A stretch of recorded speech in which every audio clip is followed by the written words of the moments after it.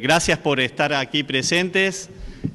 Hoy el tema que nos convoca, agradecemos a las autoridades y profesores del Departamento también de Ciencias Jurídicas y Sociales, a la Secretaría de Asuntos Estudiantiles e Institucionales del Colegio, al Centro de Estudiantes del Colegio y a todos ustedes estudiantes que se han congregado hoy aquí para seguir esta charla debate.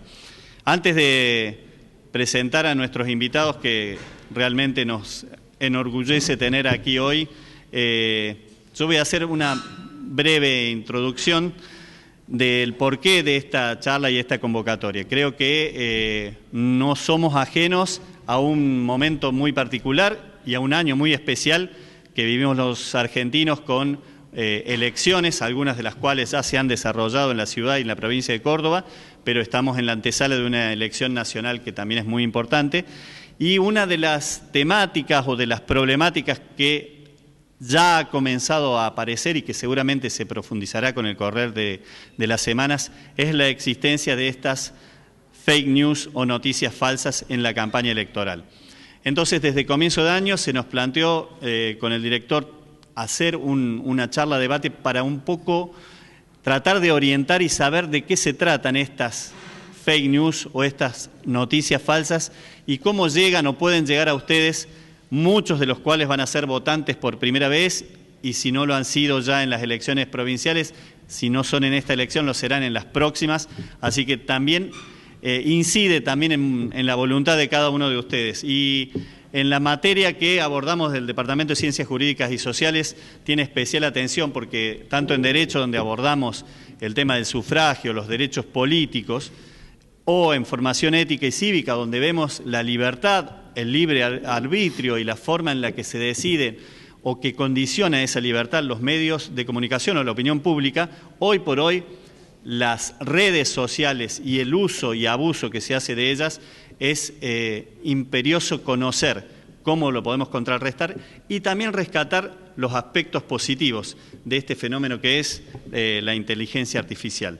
Yo tenía un montón de anotaciones acá. Esto en realidad no sería inteligencia artificial, sería ignorancia natural, digamos, lo podríamos denominar así porque es métodos analógicos con anotaciones al margen, podríamos decir. Pero para que tengamos una idea de qué estamos hablando, en esta era que se ha dado en llamar también de la posverdad, hubo un monitoreo que, por ejemplo, hizo el diario estadounidense The Washington Post al presidente actual de Estados Unidos, Donald Trump, al que se le acusa de haber llegado al poder en buena parte con uso y abuso de estas noticias falsas en la campaña contra Hillary Clinton, en la que llegó al poder en noviembre, el 8 de noviembre del 2016, y este diario de Washington Post dijo que en 828 días de gobierno, los primeros 828 días de gobierno, el presidente de Estados Unidos faltó a la verdad 10.111 veces. Un recuento, la verdad que hay que tener mucha paciencia desde el punto de vista periodístico para hacer ese recuento, pero con hechos contrastados a través de comunicaciones que él hacía vía Twitter y otras redes sociales sobre hechos o circunstancias que se referían a su gobierno u opiniones que daba con respecto a su participación en la política internacional. Lo digo para algunos de los alumnos del taller de Realidad Internacional que están aquí siguiendo esto. Tuvimos como primera aparición esto de las noticias falsas en el Brexit, que se produjo el 23 de junio del 2016, en el cual el primer ministro británico de entonces, David Cameron, pensaba que iba a ser una elección o un referéndum de prácticamente un trámite donde todos los británicos iban a dar su respaldo a la continuidad del Reino Unido en la Unión Europea. Y sin embargo, la elección terminó con una diferencia de 52 a 48 a favor de la salida del Reino Unido de la Unión Europea y se cobró no solamente el puesto de David Cameron, sino que hace muy poco tuvo que renunciar la hasta ahora primera ministra Theresa May.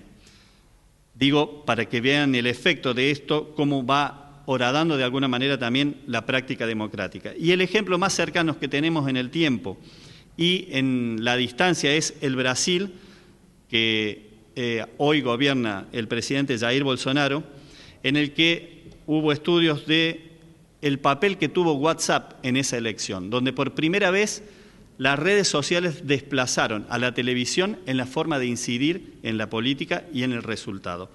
En ese caso se dijo que 6 de cada 10 brasileños eran usuarios de WhatsApp estamos hablando de unas 120 millones de personas, y que prácticamente un 90% de esos usuarios creían o creyeron en que todo lo que les llegó a través de WhatsApp era cierto, sin margen para discusión o sin ningún pensamiento crítico en el medio. Entre las cosas que se difundieron en la campaña, por ejemplo, para darles alguna noticia, fue la idea de que el candidato rival de Bolsonaro iba a distribuir en los alumnos de preescolar o de primaria, hablamos de 6 años de edad, un kit gay. Y esto se construyó, por ejemplo, una imagen a través de juntar imágenes previas de Fernando Haddad, que era el candidato del Partido de los Trabajadores cuando había sido ministro de Educación de la Nación, en la cual había impulsado una ley contra la homofobia. Juntando esas imágenes y adulterando alguna parte de su mensaje, se generó esta idea de que el Partido de los Trabajadores venía para imponer un kit gay a todos los alumnos de 6 años en Brasil, lo cual generó una reacción evidente en el voto más conservador y en el voto de los evangélicos, que fueron 2 de los pilares que apoyaron a Bolsonaro. No quiero tirar más datos de esto en general, porque si no nos iríamos muy lejos, simplemente tener una reflexión que salió anteayer en el diario El País de España, un artículo de opinión de Enrique González, citando a Roger Ailes, que es el creador de la cadena conservadora Fox News, y que, entre otras cosas, tuvo que ver con la llegada a la Casa Blanca de Richard Nixon, Ronald Reagan, George Bush padre, George Bush hijo y actualmente Donald Trump. Este hombre falleció hace 2 años, pero dejó una frase como para pintar esta historia de las mentiras y lo que se usa en las campañas. En el éxito político, decía él, pesan poco las ideas y mucha la crispación y el espectáculo. Y a través de las noticias falsas o de las fake news también se busca generar esa reacción y no solamente potenciar las cualidades del candidato al cual se apoya, sino, y sobre todo muchas veces, denostar al rival al que se quiere derrotar. De estas cuestiones, de los que son los candidatos a la carta, del uso de la Big Data para construir el discurso político, es que hemos invitado a quienes nos acompañan hoy y a los que yo voy a presentar. Quiero decirles que yo, un poco dictatorialmente, pedí que acotaran sus antecedentes, entonces están aquí resumidos los grandes currículum que tienen cada uno de ellos. A mi izquierda está el doctor Francisco Tamarit, ex rector de la Universidad Nacional de Córdoba, quien obtuvo el título de licenciado en Física de la Universidad Nacional de Córdoba en 1985 y el grado de doctor en Ciencias del Centro Brasilero de Pesquisas Físicas en Río de Janeiro, Brasil, en el año 1992. Tamarit es profesor titular del Departamento de Física de la Facultad de Matemática, Astronomía, Física y Computación de la Universidad Nacional de Córdoba e investigador principal del Consejo Nacional de Investigaciones Científicas y Técnicas de Argentina, CONICET, desempeñándose en el Instituto de Física Enrique Gaviola. Ha publicado numerosos trabajos científicos en revistas de circulación internacional, ha dirigido 9 tesis de doctorado, más de 20 tesinas de grado y ha dictado numerosas conferencias y cursos de grado y posgrado en diferentes instituciones académicas de todo el mundo. Su trabajo de investigación se centra principalmente en el estudio de los sistemas complejos, con especial énfasis en el modelado de sistemas neuronales artificiales. El doctor Tamarit fue presidente de la Asociación Física Argentina entre 2008 y 2012, decano de la Facultad de Matemática, Astronomía, Física y Computación entre 2011 y 2013 y luego rector de la universidad, como dijimos antes, entre 2013 y 2016. En 2016 fue designado coordinador general de la Conferencia Regional de Educación Superior para América Latina y el Caribe de la UNESCO, que se desarrolló en Córdoba entre el 11 y el 14 de junio de 2018, con motivo de la celebración del centenario de la Reforma Universitaria de 1918 y como instancia preparatoria de la próxima Conferencia Mundial de Educación Superior de la UNESCO. Actualmente, Francisco Tamarit se desempeña como director del Consejo Nacional de Investigaciones Científicas y Técnicas de Argentina, el CONICET, en representación del sistema universitario público y privado del país. Pido un aplauso de bienvenida para...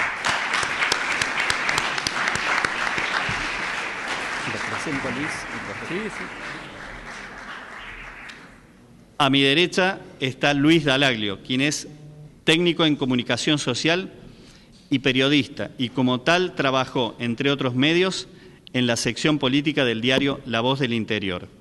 Actualmente Luis Dallaglio es director de la consultora Delfos, Opinión Pública e Investigación de Mercado.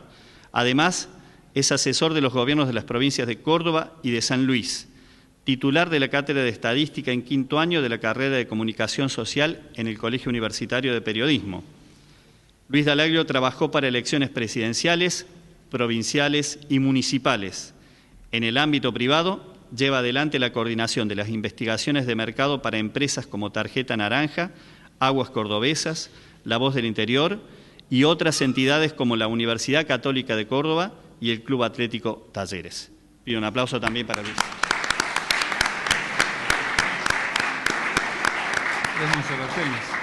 Además, me acota acá, ex monserratense también, y hemos compartido, entre otros tiempos, redacciones periodísticas. Mi función aquí va a tener una pausa hasta que ustedes vamos a escuchar las exposiciones. En primer término va a hablar el doctor Tamarit.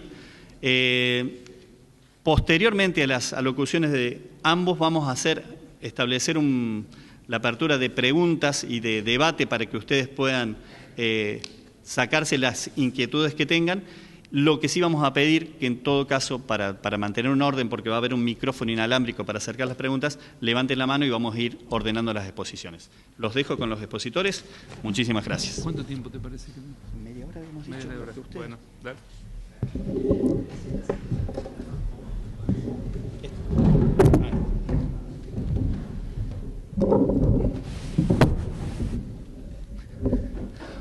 Bueno, esto lo puedo sacar, ¿sí? ¿No? Sí. Está duro. Sí.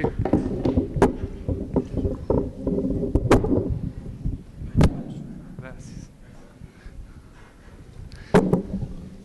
Bueno, muy buenos días.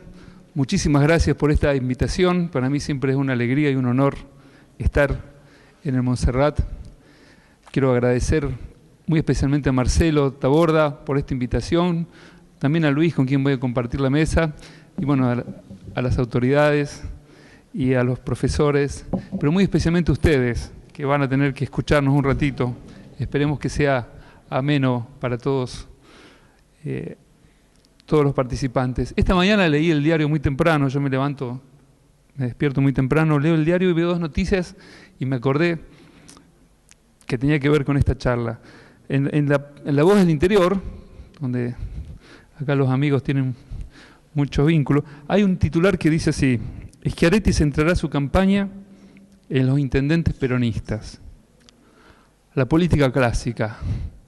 Y al lado hay una noticia que dice así, el titular: con WhatsApp el macrismo espera hacer la diferencia. Esto es nuevo para nosotros.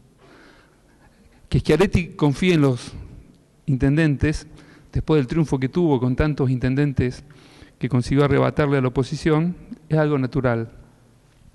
Ahora, yo me pregunto, si mi mamá o mi papá leen la noticia, con WhatsApp el macrismo espera hacer la diferencia. Se preguntarán, ¿de qué están hablando? ¿Qué es la diferencia que quieren hacer? Ustedes, que son más jóvenes, que están más preparados para este mundo digital, seguramente consiguen percibir que se trata del uso de tecnologías para lo mismo, para lo cual Schiaretti va a apelar a los intendentes, para tratar de influir positivamente para él en la campaña. ¿Cómo llegamos? Ahora lo puedo apagar. ¿Cómo llegamos a que en el segundo diseño del siglo XXI podamos pensar que una elección se puede ganar por un teléfono celular? De eso vamos a tratar de hablar, Luis, desde el punto de vista de la comunicación y yo desde el punto de vista de la tecnología. Quiero que se vayan con un sabor de qué es lo que está pasando en el mundo, que quizá, déjenme dejarlo dicho hoy, ahora al inicio, no sea muy diferente de lo que pasó en otros siglos. Yo a veces me pregunto, ¿cuál habrá sido el impacto del primer diario que hizo la humanidad? ¿Cuál habrá sido el impacto que tuvo la imprenta de Gutenberg sobre aquella sociedad? y probablemente sea muy parecido. Las sociedades se adaptan, los humanos nos adaptamos. Y yo, como soy físico, voy a hablar un poco de inteligencia artificial. Y la primera pregunta que surge es: ¿por qué un físico habla de inteligencia artificial? Bueno, porque en la historia de la inteligencia artificial la física fue muy importante.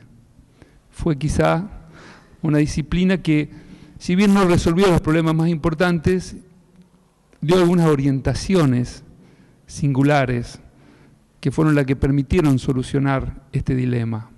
¿Cuál dilema? El dilema de construir computadoras que funcionen como funcionamos nosotros. Miren, Luis tiene acá una computadora muy moderna, propia de un estadístico. Esa computadora es la evolución de miles de años de tratar de encontrar mecanismos que nos auxilien a la hora de hacer cálculos. Ya los árabes habían inventado el ábaco, los contadores. Cuando yo iba al secundario aparecieron las primeras calculadoras. Cuando yo entré al FAMAF en el año 85, se despedía, perdón, en el año 80, se despedía de FAMAF el último calculista que tenía la universidad. Había en la universidad una persona que calculaba, uno le llevaba la cuenta a la mañana y a la tarde le devolvía el resultado del cálculo. Así se hacían las cuentas.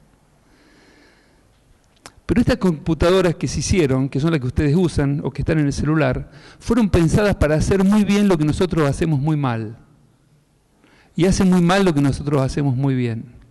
Esas computadoras tienen dos habilidades: manejan un gran volumen de datos, porque están preparadas para almacenar con rapidez y recuperar con rapidez datos. Y son muy buenas para hacer cálculos. Dos actividades en las cuales somos muy malos nosotros. Nosotros podemos almacenar muy poca información, pocos rostros, pocas direcciones, pocos números de teléfono, pocas capitales. Y somos aún peores para hacer cálculos. Si yo les preguntase a ustedes cuánto es 325 por 432, necesitarían un papel, una calculadora para resolver esa cuenta. Pero desde que se inventó la computadora, que a mí me gusta poner el hito en dos grandes investigadores, von Neumann y Alan Turing. ¿Alguien escuchó hablar de Alan Turing entre ustedes? Vieron la película seguramente. Cuando ellos se plantearon hacer las primeras computadoras, ellos se plantearon hacer computadoras inteligentes en los términos en que nosotros somos inteligentes. Y decir qué es ser inteligente es muy difícil, así que generalmente los físicos no nos metemos en resolver un problema que dejamos más para los psicólogos y los filósofos, que es ser inteligente. Pero nos gusta hacer computadoras que funcionen más como nosotros y menos como estas computadoras. Y esa carrera anduvo muy lentamente. En cuanto a estas computadoras, año a año se empezaron a renovar, se empezaron a encoger, empezaron a ser más rápidas, la inteligencia artificial tuvo un recorrido mucho más lento, mucho más tortuoso. Como ustedes seguramente saben, hacer computadoras que funcionen como nosotros requiere emular lo que nosotros llamamos las actividades mentales. Nosotros tenemos la capacidad de usar nuestro sistema nervioso para cumplir algunas funciones muy específicas. Podemos reconocer muy bien. Si yo les mostrase una foto de alguno de los profesores que están aquí, de cuando él o ella tenía 20 años, ustedes sabrían reconocer cuál profe es. Eso una computadora como esta no lo puede hacer. Está lejísimo de poder hacerlo. Nosotros podemos atribuir intenciones, podemos atribuir sensaciones, nosotros podemos hablar, nosotros podemos creer, podemos sentir, nosotros podemos generar empatía, podemos sufrir porque otro sufre o alegrarnos porque otros se alegran. Imagínense qué complejo es esto.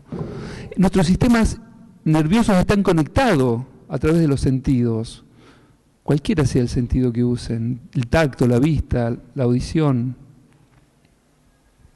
¿Cómo podemos usar una computadora como esta para emular lo que pasa por nuestro cerebro. Eso lo enseñamos en FAMAF.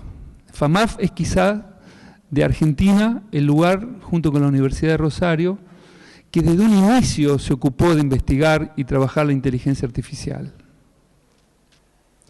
Y hoy es un campo de los ingenieros, es un campo de los licenciados en ciencia de la computación, de los analistas de sistemas, de los matemáticos, de los psicólogos, y también sigue siendo de los físicos. ¿Cuál es el secreto para entender cómo el cerebro produce actividad mental? Yo se los voy a contar, aunque no me voy a meter mucho en eso. Ustedes lo van a entender. Nuestro sistema nervioso está constituido por unas células muy especiales que se llaman neuronas. Seguramente ustedes estudiaron las neuronas en las clases o no. ¿Tienen alguna descripción? Bueno, las neuronas hay otras células también, las glías, que son importantes. Pero las neuronas a lo largo de la evolución se especializaron en mandarse mensajes unas a otras. Y los mensajes son bastante simples. Es mandar una señal eléctrica que comunica una con otra. Una neurona tiene un cuerpo, como todas las células, que es la que le permite estar viva. Pero lo que tienen de particular es que desde ese cuerpo salen un montón de fibras pequeñas que nosotros llamamos dendritas. Y desde ese cuerpo sale también una única fibra muy larga, muy gruesa, comparada con las dendritas, que se llama axón. Y hoy sabemos que una neurona tiene la capacidad de conectarse con otras neuronas a través de sus dendritas, se conecta con los axones de otras neuronas, y en ese vínculo axón-dendrita viaja una señal que viene de otra célula, ¿me siguen? Y va a llegar hasta el cuerpo de la neurona que estamos considerando. Pero una neurona tiene aproximadamente 10.000 dendritas, o sea, una neurona está constantemente recibiendo una señal eléctrica de otras 10.000 neuronas. Y bajo ciertas condiciones, que las conocemos bastante bien, ella emite también una señal eléctrica por ese axón. Y ese axón en la punta se va a bifurcar en miles de terminales y esa se va a poder conectar con otras miles de neuronas en el extremo. O sea, la neurona es como una partecita de un circuito, pero a diferencia de los circuitos que tiene la computadora, que son básicamente lineales o con pocas bifurcaciones, esto forma un entramado con forma de árbol, en el cual, si yo me imagino como una neurona, estoy colectando información de 10.000 y cada tanto, dependiendo de lo que me dicen estas 10.000, yo mando mi contribución en la forma de un disparo. La esencia de entender esto la predijo un gran psicólogo en el año 1949, se llamaba Donald Hebb. Nadie le prestó mucha atención. Donald Hebb dijo en 1949, casi como una especulación filosófica, para que el cerebro pueda hacer lo que hace, la información no tiene que estar almacenada en la neurona, sino en la arquitectura de conexiones que las neuronas forman. La biología, la medicina, siguió buscando en las neuronas la clave de la memoria, del aprendizaje, de todas las habilidades mentales. Y no estaba en las neuronas, tenía razón Donald Hebb, estaba en el árbol de conexiones. En el año 1982, un físico americano que se dedicaba a estudiar los vidrios, fíjense qué raro, los vidrios, esos materiales tan ordinarios y tan universales, ¿no? Este vidrio, no hablo de los cristales, que son muy distintos, hablo de estos vidrios. Y él se dio cuenta que usando un modelo de vidrio, él podía hacer un sistema artificial que guardaba memoria como guardaba el cerebro. ¿Cuál fue el secreto? Él dijo, si Donald Hebb tenía razón, habían pasado 37 años, nosotros tenemos que ser capaces de encontrar en las conexiones entre las neuronas el secreto de dónde se almacena la información. E hizo el primer modelo de red neuronal que era capaz de resolver este problema que yo les planteaba. Con el modelo que él hizo, yo le muestro a la red una foto de cuando el director tenía 20 años y la red fácilmente me dice, esa foto es del director. Imagínense el boom que fue aquello en el año 82. No fue ningún boom, porque nadie leyó el artículo del pobre investigador que se llamaba John Hopfield. Era un trabajo muy pequeño y quedó durante 3 años olvidado. En el año 85, 3 físicos de Israel y un argentino que en aquel momento vivía en Italia, que había sido decano de exactas de la UBA, se había ido exiliado, Virasoro se llama él. Ellos recuperaron ese paper que había quedado olvidado y lo resolvieron matemáticamente todo. Encontraron todo lo que el modelo podía darnos. En el año 85 yo me recibí. Había tenido una carrera buena, me había ido bien, pero había terminado agotado. No tenía más ganas de hacer física. Y entonces me fui a hacer un curso de posgrado, mi primer curso de posgrado recién recibido, al Instituto Balseiro en Bariloche. Y ahí, entre un montón de física de los vidrios que me daban, un profe nos contó que los vidrios parecía que iban a resolver el problema de los cerebros. Y yo me pasé de bando, dejé los vidrios y me dediqué toda mi vida a estudiar estos modelos de cerebro. Las conexiones entre las neuronas pueden ser de 2 tipos. Pueden ser inhibitorias o pueden ser excitatorias. Quizá lo vieron. Una sinapsis es un lugar donde se junta el axón de una neurona con la dendrita de otra neurona. Y cuando viene la señal, uno la puede traducir de una forma muy fácil de la siguiente forma.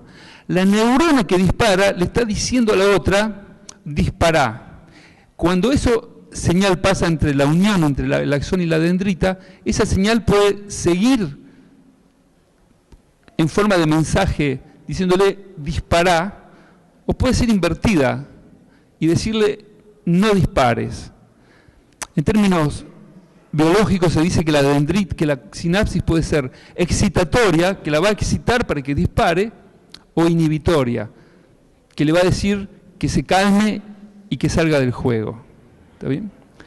Lo que hizo la física, después hizo la computación, la ingeniería, fue descubrir que las células son poco importantes, las neuronas no son importantes, pero si las neuronas son poco importantes, es fácil reemplazarlas y es fácil construir sistemas artificiales en lo único que tenemos que simular nosotros son las conexiones entre las neuronas. Poquito tiempo después, un computólogo canadiense llamado Hinton encontró un algoritmo que entrenaba a un sistema de redes neuronales. Una red neuronal es un conjunto de neuronas artificiales extremadamente simples que básicamente pueden disparar o no disparar, pero conectadas entre sí en una arquitectura muy complicada. Y cada conexión, ustedes que ya tienen una formación matemática adecuada, cada conexión está representada por un número real. Un número real que puede ser positivo o negativo. Si es positivo, significa que es excitatoria, significa que a través de esa señal lo que diga la neurona anterior va a ser hecho por la posterior, y si es inhibitoria, le ponemos un número negativo. Por ejemplo, si entre una neurona 1 y 2 hay una conexión que yo le puse el número 2, significa que me va a duplicar la señal que viene, pero que va a tener el mismo signo. Si esta me decía dispara, esta va a recibir 2 veces el mensaje dispara. Y si es menos 2, si esta le dice dispara, esta la sinapsis, la unión, lo va a dar vuelta a la señal. Entonces, construir un sistema de inteligencia artificial es poner, imagínense, 100 neuronas y definir quién se conecta con cuál y asignarle a cada conexión un número real, que puede ser positivo o negativo. Eso es un cerebro, y es esa complejidad latente en la estructura, en la arquitectura, lo que nos permite con neuronas muy simples que solo disparan, hacer cosas tan complicadas como sentir, como sumar, como aprender, como generalizar.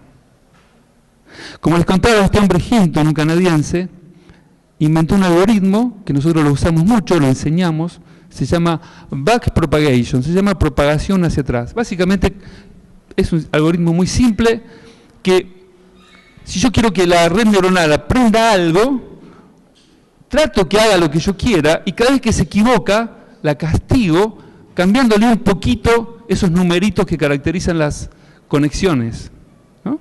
Yo les dije que entre cada dos neuronas pongo un numerito, positivo o negativo, y si la red anda mal, le cambio un poquito cada uno de los acoplamientos. Él encontró un algoritmo para hacerlo de forma tal que al final siempre lo pueda resolver.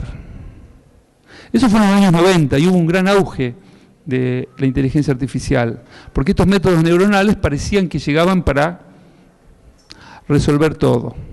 Pero no resolvió todo, porque a poco de andar nos dimos cuenta, los científicos, que si el número de neuronas era grande, el método empezaba a funcionar mal.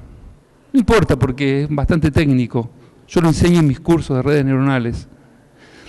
¿Y entonces qué hizo la gente? ¿Qué hicieron los científicos? Bueno, yo me fui de decano, después me fui de rector y me olvidé. Pero los científicos se fueron a otros campos. Se volvieron a los vidrios, porque atrás de los vidrios hay mucha plata también, ustedes saben. Y este hombre canadiense Hinton se quedó solo estudiando por qué el método que él había inventado fallaba cuando había muchas neuronas. Nadie le prestó mucha atención. Hasta que en el año 2007, este mismo hombre, Hinton, en Canadá, con un grupo de jóvenes estudiantes o investigadores jóvenes, dice, yo ya me di cuenta por qué mi método, este que se llamaba backpropagation, anda mal. Y ahora lo voy a mejorar. E inventó una cosa maravillosa para nosotros, y para ustedes también, aunque no lo perciban todavía, que se llama el aprendizaje profundo. Habrán escuchado hablar del Deep Learning. Él encontró una forma de entrenar a un cerebro artificial sin tener la limitación del número de neuronas que puede usar. Y como no tenía más limitaciones sobre el número de neuronas, pudo abordar problemas que antes eran inabordables con pocas neuronas. Y cuando estas técnicas se popularizaron, empezaron a ver que era posible resolver casi cualquier cosa. Por primera vez, estos sistemas, estas redes neuronales, que son simples, empezaron a ser mejores expertos cuando se los entrenaba que los seres humanos. Un problema típico que una red neuronal no podía resolver y que ustedes resuelven muy bien, si yo les muestro un animal, una foto de un animal, supongamos que les muestro un león, ninguno de ustedes va a errar a decir que es un león. Pero que un sistema artificial pudiera diferenciar un león de un tigre, de un gato, de un perro, era un problema casi irresoluble para la ciencia de la computación. Y estas nuevas técnicas de aprendizaje profundo de Hinton tuvieron mucho éxito. ¿Qué pasó después? Bueno, Google lo fue a buscar a Hinton y le dijo, hagamos una empresa. Y Google, con Hinton, con la universidad, montaron la primera empresa de estudios analíticos, y hoy Google, sin duda, es la empresa que concentra casi todos los resultados importantes en inteligencia artificial. Porque no solo hizo una empresa, sino que cambió la forma de hacer el negocio. Si yo quiero entrenar una red neuronal para reconocer las caras de ustedes, Google me deja hacerlo gratis. Solo me pide a cambio que le regale la cara de ustedes. Fíjense qué vivos que son. Y a veces pensamos que eso no vale nada.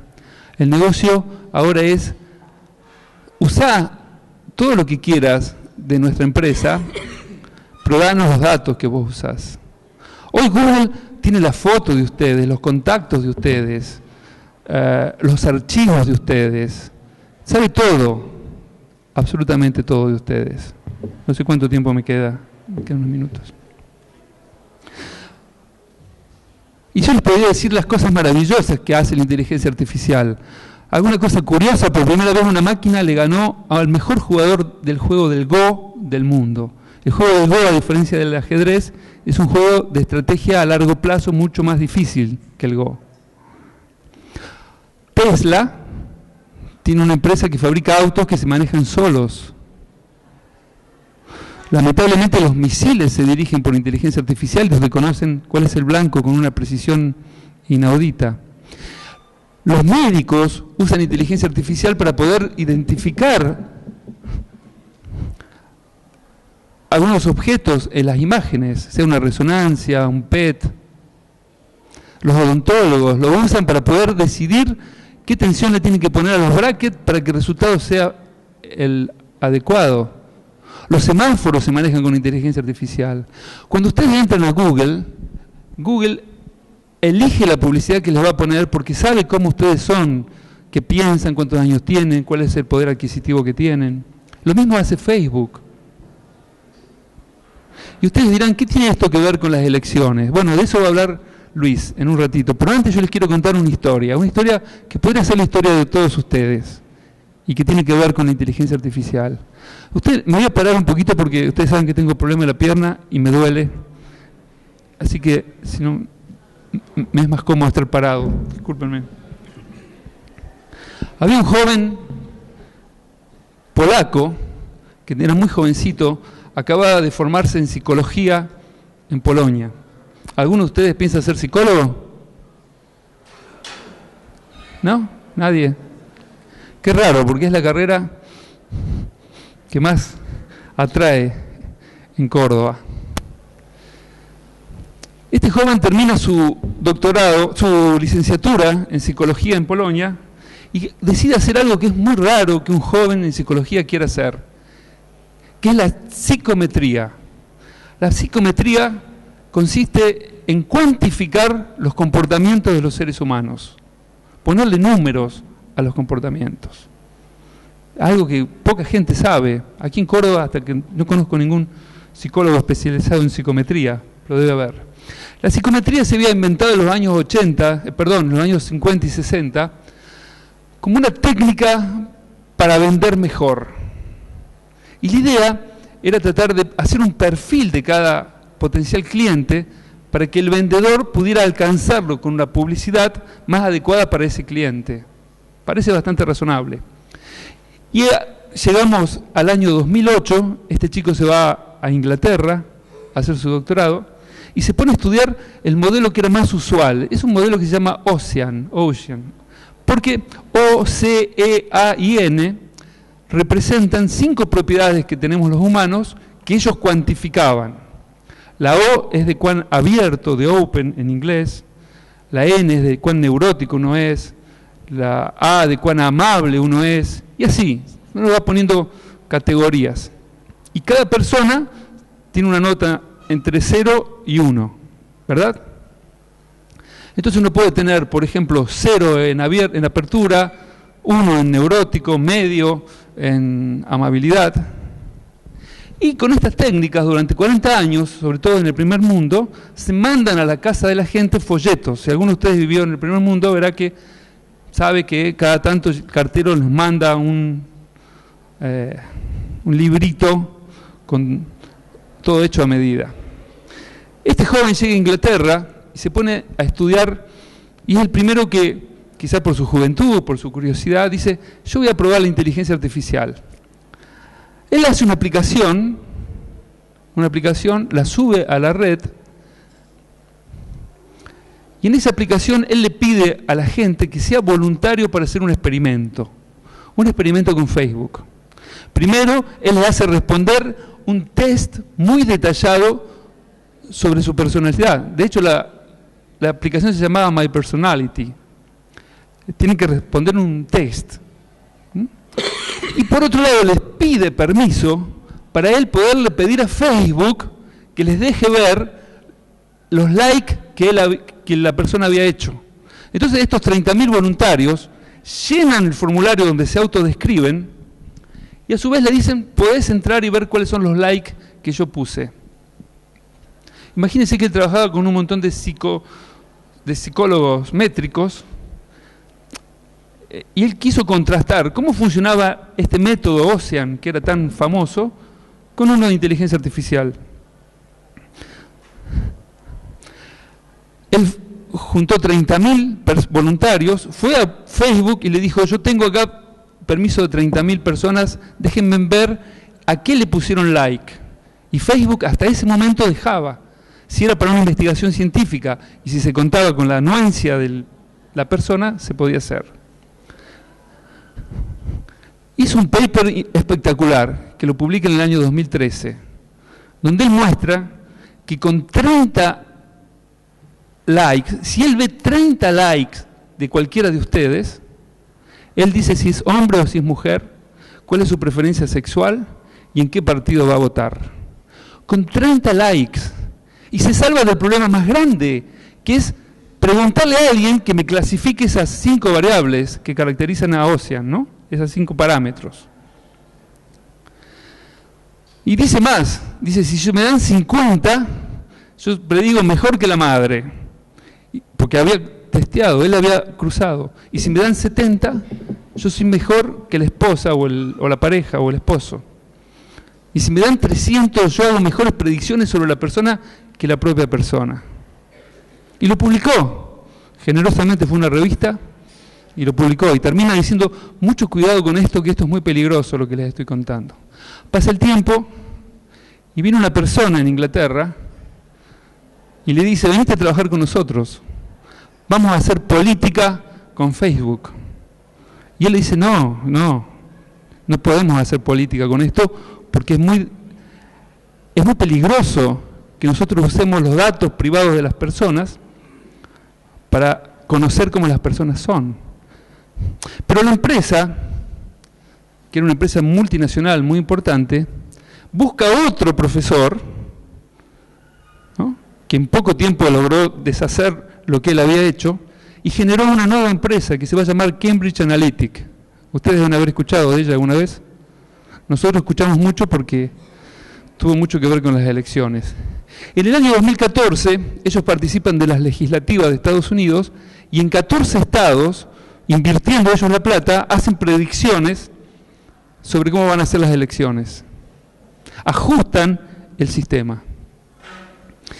En el año 2015 participan en la elección de Nigeria y en la elección de Argentina. En el año 2016 le hacen ganar a Trump, al menos dicen ellos eso. Al año siguiente van a hacer que en el Brexit, a último momento, haya un vuelco de votos y termine ganando el irse de la comunidad para sorpresa de todos y de todos los encuestadores. Y cuando esto pasa, el gobierno de Estados Unidos toma medidas en el asunto. El Senado lo cita al dueño de Facebook, ustedes lo conocen, Zuckerberg, y le dice, señor, explíquenos qué pasó. ¿Y qué había pasado? Esta empresa, Cambridge Analytica, de forma ilegal se había apropiado de 82 perfiles de like de 82 millones de ciudadanos norteamericanos. Y usó esos perfiles para clasificarlos. Por ejemplo, es una persona joven, conservadora, religiosa, que vive en una gran ciudad, que tiene un nivel de vida alto. Otro puede ser, es una mujer que vive en el Midwest, en la parte más conservadora, soltera. Y lo que la Ocean hacía con 5 variables, ellos generaron 1.800 categorías. Todos fueron puestos dentro de 1.800 clases. Y descubrieron que por Facebook podían mandar mensajes hechos a la medida de lo que cada uno quería escuchar. Porque es sabido por la psicología, por la neurociencia, que a todos nos gusta escuchar aquello que concuerda con nuestra estructura de creencias. Y no nos gusta ser bombardeados con noticias que en algún sentido ponen en cuestión ese conjunto de creencias que nosotros tenemos sobre cómo funciona el mundo. A partir de ese momento Facebook se comprometió a que nunca más iba a dar los perfiles. Y esto cambió la lógica. Uno se puede preguntar si esto es muy distinto a lo que pasaba antes. Quizás no. Quizás siempre se usaron las cosas para manipular. Los papás quieren manipular a los hijos, después cuando los hijos crecen quieren manipular a los padres, los maestros y los alumnos se manipulan, los alumnos se manipulan entre sí. Es parte de nuestra condición humana, pero lo que nunca habíamos visto es esta capacidad industrializada de preparar mentiras y mandarlas a través de Facebook. ¿Cuánto esto puede influir? Muchísimo. Eso sabe más Luis, sabe más Marcelo. Muchísimo. Porque nosotros no somos sujetos racionales. Nosotros no estamos todo el día haciendo inducciones o deducciones. Nosotros aceptamos un montón de cosas que nos dicen. Me hubiera gustado, ahora me estoy acordando, me hubiera gustado traerles un video, pero como no me acordé, no me di cuenta, se los voy a contar. Ustedes van a ver qué importante. Este es un video típico de neurociencias. Un investigador fabrica una máquina de madera y la pone sobre una mesa. Y la máquina es muy simple, es un juego de niños. Tiene un montón de botones, manijas, cuerdas, ¿no? Entonces pone la máquina, muy bonita, eso es como esas máquinas de ingenio. Entonces el investigador pone un caramelo por un agujero que está arriba. De entre todas esas manijas y botones bonitas que tiene la máquina, él toca una secuencia de 4 y después que tocó las 4, abre un cajoncito y saca un caramelo y se lo come. ¿Está bien? Entonces hay una máquina que tiene muchos botones, él toca 4, siempre los mismos, pone un caramelo, abre la cajita y está el caramelo. Él hizo esta experiencia con niños de 3 años. Los niños miran atónitos a la experiencia y ahora le dicen al niño que haga lo mismo. El investigador pone un caramelo y el niño, ¿qué hace? Aprendió la secuencia exactamente, gira una ruedita, toca un botón, mueve una palanca y si aprendió bien, saca el caramelo. Todos los niños aprenden la secuencia, que es muy simple. ¿No? Ahora hacen lo mismo con chimpancés. No se sientan. ¿Qué hace el chimpancé?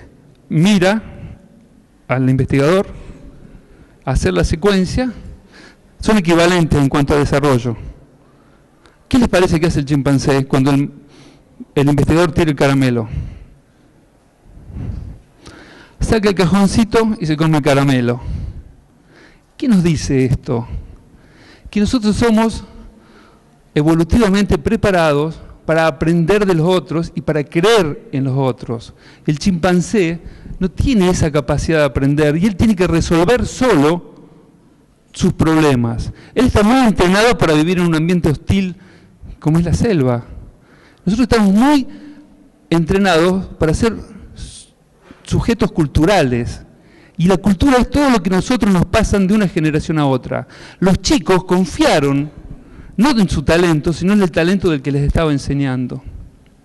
Es en esto que se basa la idea de manipularnos y decirnos qué es lo que tenemos que pensar. Que no es nueva. Hoy lo hacen con Facebook, antes se hacía con los titulares de los diarios.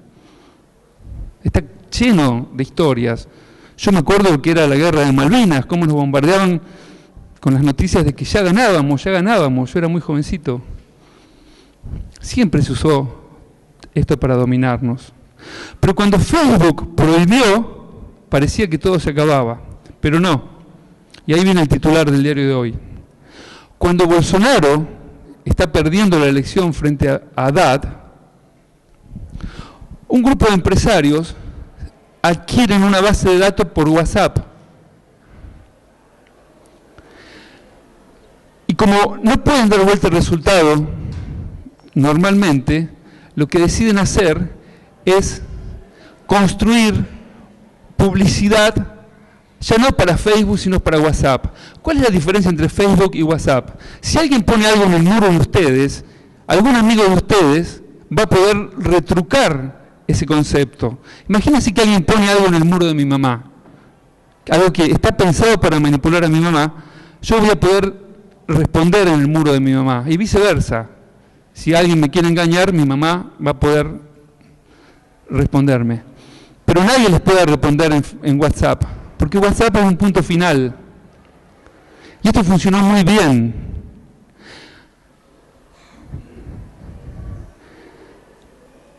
Hace poquito, un mes o 2 meses, el dueño de la empresa Tesla, se llama Elon Musk, que tiene una empresa que fabrica autos híbridos, ¿la conocen?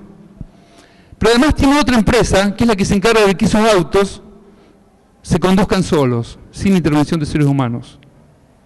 En esta segunda empresa, él desarrolló un sistema de inteligencia artificial, que yo los invito a que lo busquen, se llama Fake News Generator de Musk, y ahí ustedes ponen una frase cualquiera, y sobre una pequeña frase, él va a inventar tantas noticias falsas como ustedes quieran.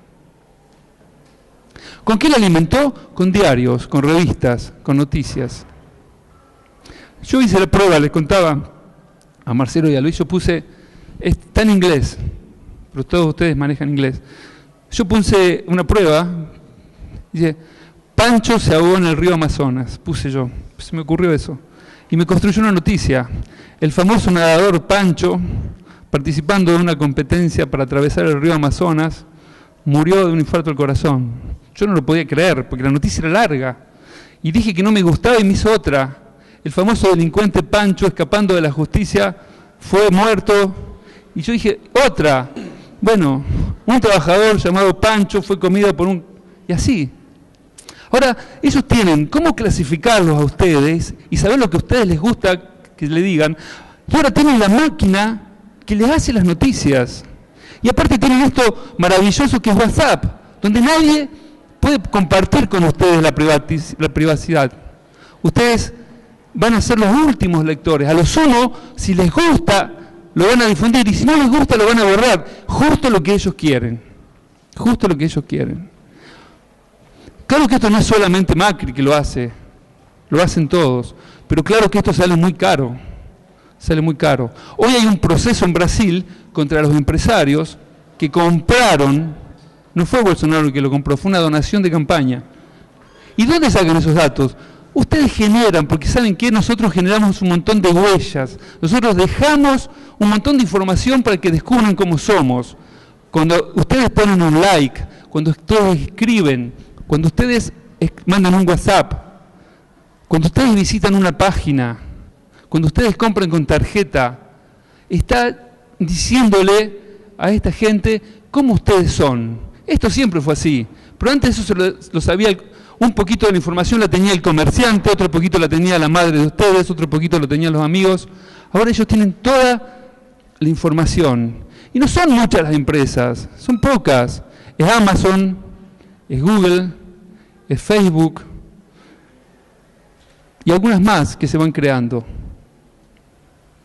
No sé cuál es la consecuencia, no sé cómo va a ser el mundo con esto. Esto ya pasó muchas veces. Los humanos muchas veces hicimos tecnologías muy novedosas y muy útiles que las utilizamos también de manera muy dañina.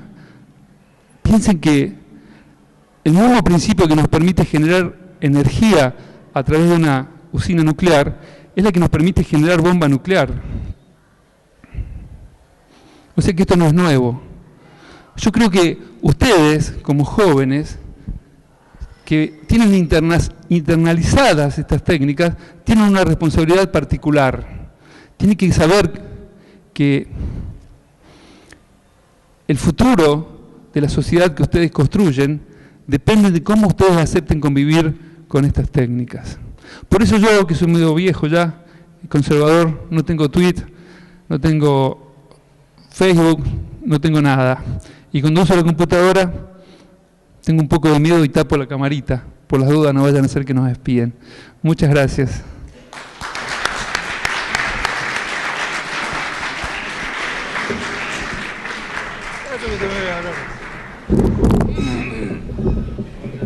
Hola.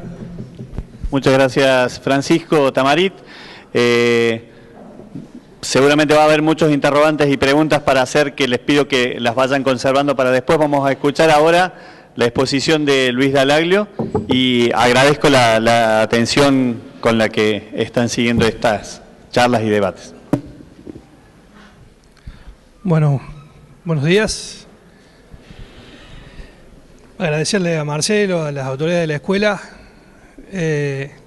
esta doble experiencia, venir a hablar con ustedes de algo que me gusta mucho y hacerlo en mi colegio, que realmente uno nunca olvida y lo atrapa de alguna forma y nos tiene durante toda la vida con un hilo que parece que no se ve, pero permanentemente está presente. Y cada vez que entro al colegio, después que hace mucho que no vengo, siento las mismas emociones y cuando sonó hoy la campana, el mismo nervio.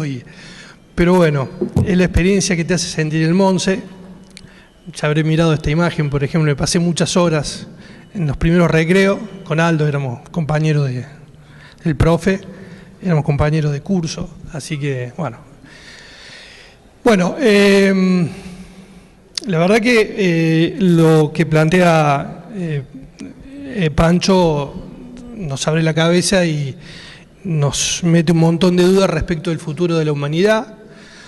Como ustedes saben, yo me dedico a las campañas electorales, me dedico también a campañas comerciales, trabajo con empresas grandes y por lo general lo que nosotros tratamos de hacer, que es nuestra tarea central, es persuadir a una persona de que vote a otra o que compre determinado producto, ¿sí? En la persuasión hay 3 momentos claves. Y empiezo por acá porque me parece que va a ser muy complementario con la charla de Pancho, que en algún momento Pancho dijo, hay una disputa por las creencias. Todo el mundo quiere que la mayoría crea lo que uno cree, pero no tolera que alguien venga a cuestionarle sus creencias, ¿sí? Entonces, saber que un proceso de persuasión tiene 3 momentos, que son las creencias, las actitudes y las conductas, son los 3 momentos en donde cualquier tipo de campaña va a tratar de influir, porque la finalidad siempre va a ser lograr una conducta que es la que yo estoy buscando, que voten a un candidato, que compren determinada gaseosa o lo que fuera. En ese proceso, lo primero están las creencias, que son un conjunto de sentimientos, emociones, información, que uno va durante la vida construyendo, ya sea con los amigos, en la escuela, con la familia, con la experiencia en la calle. Uno va construyendo una cantidad de creencias en torno a determinados temas, la política, por ejemplo, que va generando predisposiciones a determinadas inclinaciones ideológicas, inclinaciones comerciales. Ese conjunto de creencias, que son las actitudes, son las que uno va identificando a lo largo de la vida y tratando de monitorear cuando se dedican a lo que yo me dedico, que es mirar hacia dónde se van orientando las sociedades, porque en función de eso después van a votar o no votar a determinado candidato. Y después viene la última etapa, que es la etapa de la conducta, que es cuando una persona va y vota, cuando una persona va y elige determinado producto que era el que yo quería, o usa determinado instrumento de pago como es una tarjeta de crédito. Yo trabajo para Tarjeta Naranja en toda la Argentina y es un proceso que lo venimos siguiendo desde el punto de vista del consumo. Pero es algo que uno siempre va descubriendo nuevos aspectos de la dimensión cultural de las personas, ¿sí? Siempre creemos que los hombres podemos llegar a manipular y a dirigir de alguna manera el pensamiento de una determinada comunidad. Y en muchos casos se puede influir, en muchos casos se puede persuadir. Para que exista persuasión tiene que haber un estado de libertad, si no es un estado autoritario en donde no se puede más que aceptar lo que se está planteando desde determinado punto de poder. Pero uno puede persuadir e inclinar a las sociedades a determinadas creencias. Pero lo que uno nunca va a poder hacer es que esa persuasión entre en contradicción con la realidad de cada uno de ustedes, con la realidad económica, con la realidad social, con la realidad de las familias de ustedes, con la realidad que ustedes vinieron construyendo a lo largo de su vida. Miren, yo vengo de participar intensamente en distintos procesos electorales. Y hay paradigmas que no se han podido modificar en la mayoría de los casos. Prácticamente todas las elecciones provinciales que se hicieron hasta ahora ganaron los oficialismos. Y esos oficialismos han sido de distintas características, muchos del mismo signo político, pero de distinta composición idiosincrásica. No es lo mismo el peronismo de Formosa que el peronismo de San Luis o el peronismo de Córdoba. O el nuevo peronismo que ganó, por ejemplo, en la provincia de Santa Fe. Y perdieron los socialistas. En la mayoría de los casos ganaron los oficialismos. ¿Y esto por qué? Si existen tantos instrumentos de persuasión, ¿por qué ocurre que nosotros hoy, conociendo que el WhatsApp lo tiene 8 de cada 10 vecinos de cualquier provincia, y lo usamos, y usamos las bases de datos, y usamos todo lo que usamos para poder agregarle a los viejos sistemas de comunicación como la televisión, la radio, el folleto bajo puerta, aunque ustedes no crean, el folleto bajo puerta todavía sigue siendo un instrumento muy fuerte. Recién Pancho abría su presentación mostrando el contraste entre lo que va a hacer Schiaretti para poder garantizar el voto a la lista corta. Ustedes saben que es una lista corta, no tiene candidato a presidente, se van a elegir solamente diputados nacionales que el peronismo de Córdoba le propone a los vecinos de la provincia. Y les dice, voten al que quieran, al presidente que quieran, pero en la lista de diputados voten esta. ¿Sí? Esto es el trabajo que tiene que hacer el peronismo de Córdoba ahora, y no lo puede hacer de otra manera si no es a partir de una estrategia donde la mayoría de los intendentes que ganaron en toda la provincia salgan con la boletita, como se hacía antes, a hablar con cada uno de los vecinos y le diga, o de los vecinos que lo votan, y le digan, mira, votá al presidente que vos quieras, pero poné esta boleta. A la vieja usanza, como se hizo históricamente. Eso no quiere decir, y en una campaña en la que yo estoy trabajando, que no se vayan a utilizar las otras estrategias de comunicación, los otros soportes de comunicación, como son el WhatsApp, las redes sociales y demás. Pero fíjense que nosotros ya estamos operando ahí sobre ¿qué? Sobre la conducta, le estamos diciendo, hace esto. Ahora, ¿cuánto tiempo tenemos para que la gente crea que tiene que hacer eso? Si no se empezó mucho tiempo antes a tratar de sembrar determinadas ideas para que empiecen a brevar en esas creencias. Sin dudas que comunicacionalmente hay quienes vienen con una ventaja muy importante. El gobierno nacional viene trabajando hace mucho, sembrando de distintas formas ideas que predisponen a un importante sector de la sociedad a determinada idea, conducta y voto finalmente en función de tratar de tener un resultado que le permita seguir en el gobierno. Pero del otro lado, también hay un trabajo fuerte. Y también se ha operado muy fuerte para ver cómo se puede modificar la posición de la población en torno a la otra ala de poder, que es la que representa la expresidenta Cristina Fernández de Kirchner. Y sin embargo, a pesar de que Macri viene de un momento económico muy malo, con muchas consecuencias negativas, sigue teniendo un alto nivel de adhesión electoral, que está arriba del 35%. Y Cristina, de quien todos los días se dice algo que ocurre en la justicia y está señalada y tiene todos sus exfuncionarios procesados y demás, también tiene un alto nivel de apoyo de una parte de la sociedad, que también está en el otro 35%. Y son los dos dirigentes de mayor imagen negativa entre todos los dirigentes nacionales. Y sin embargo son los dos que encabezan parte de la intención de voto para las elecciones. Las PASO ahora el 11 de agosto, para octubre, y eventualmente se habla de una definición en un balotaje muy parejo entre las dos posiciones. Está bien, está Pichetto como vicepresidente de Macri y está Alberto Fernández, que muchos se enteraron ahora que existía Alberto Fernández. ¿Por qué? Porque Cristina dijo, él es el candidato. O sea que nosotros tenemos que trabajar, quienes quieran trabajar, van a tener que trabajar en un porcentaje mucho más chico de gente que se predisponga a definir esta batalla que está planteada entre dos polos muy fuertes. Entonces se plantea una discusión. La discusión va a ser, ¿la gente se va a decidir por la situación económica o se va a decidir porque quiere un cambio en los valores políticos que propone otra fuerza política? O sea, ¿la política va a ser más fuerte que la economía o la economía va a terminar definiendo al próximo presidente? No sabemos. Lo único que sabemos es que el próximo presidente, de nuevo, no va a tener mayoría en el Congreso, lo cual es muy bueno porque lo va a obligar a ser más parlamentarista que presidencialista en Argentina. Eso es muy bueno porque va a haber que apostar a los consensos, al diálogo, etc.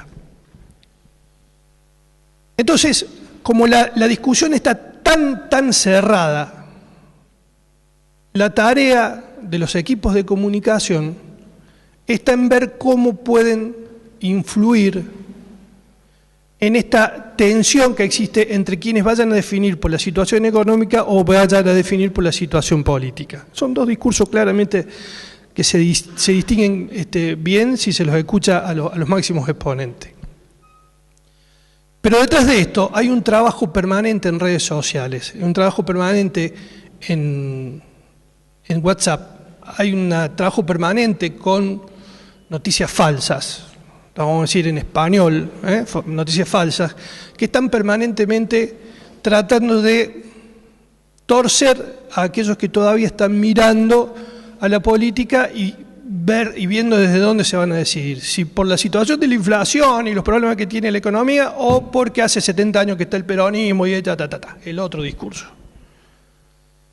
Y sobre la base de esas dos discusiones es que se está tratando de sembrar hace rato para que cuando lleguen al día de la elección se defina por una de estas dos situaciones. Miren, Durán Barba, que es quien lo asesora al presidente, dijo: la gente no va a decidir por la situación económica, sino que va a decidir por su identificación política. Esto lo dijo hace 2 años. Hace 2 años, en las elecciones de diputados nacionales,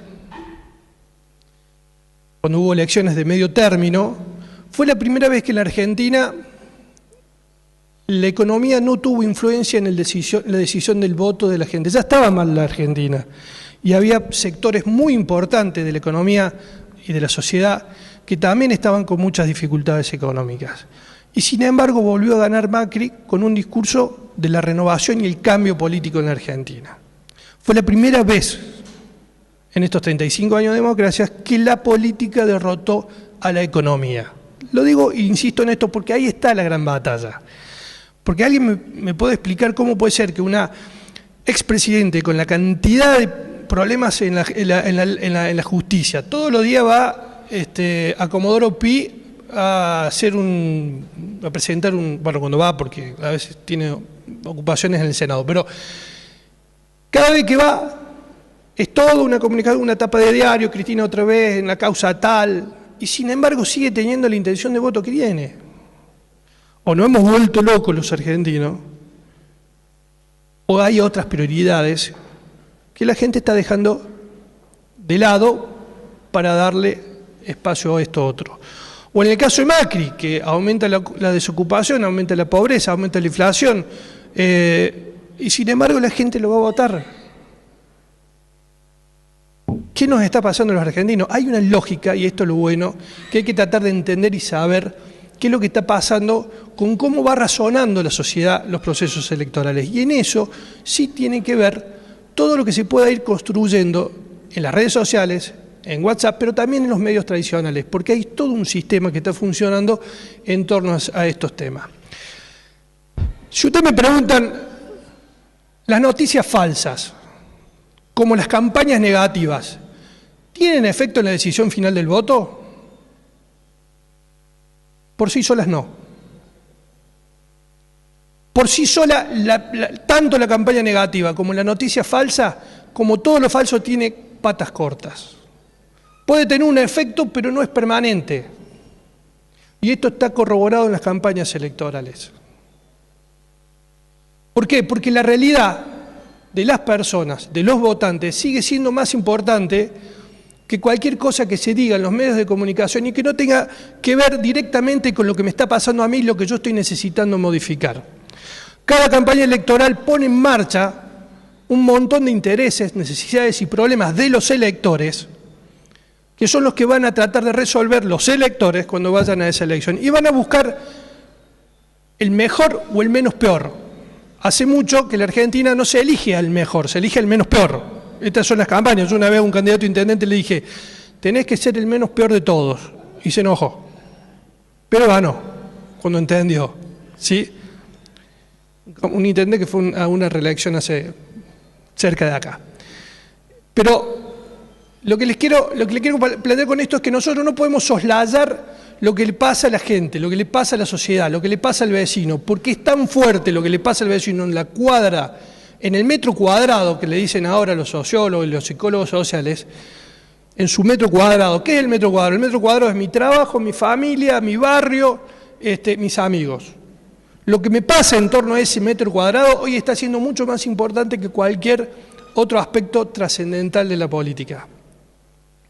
Y desde ahí se va construyendo, como la sinapsis que hablaba en estas redes neuronales, estas redes de diagnóstico social y político que es necesario diagnosticar. Mire, yo soy encuestador. Una de las víctimas, todos los lunes después de una elección, está el que perdió la elección y los encuestadores, ¿sí? Que siempre le erramos.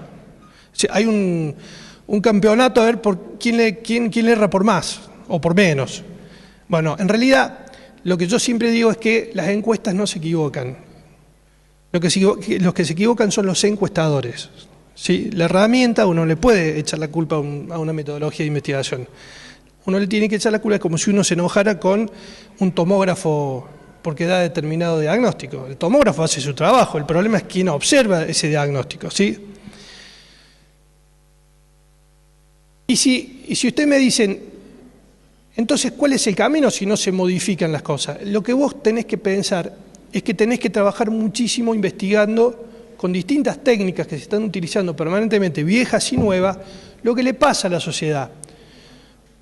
Pero a lo largo de los 30 años que vengo trabajando en esto, me he dado cuenta que cuando uno cree que ha ido y preguntado lo que la gente necesita, lo ha traído para armar una campaña y lo devuelve en una campaña y dice, uy, logramos que la gente modifique su opinión y haga tal cosa. En realidad hicimos lo que la gente siempre quiso que se hiciera.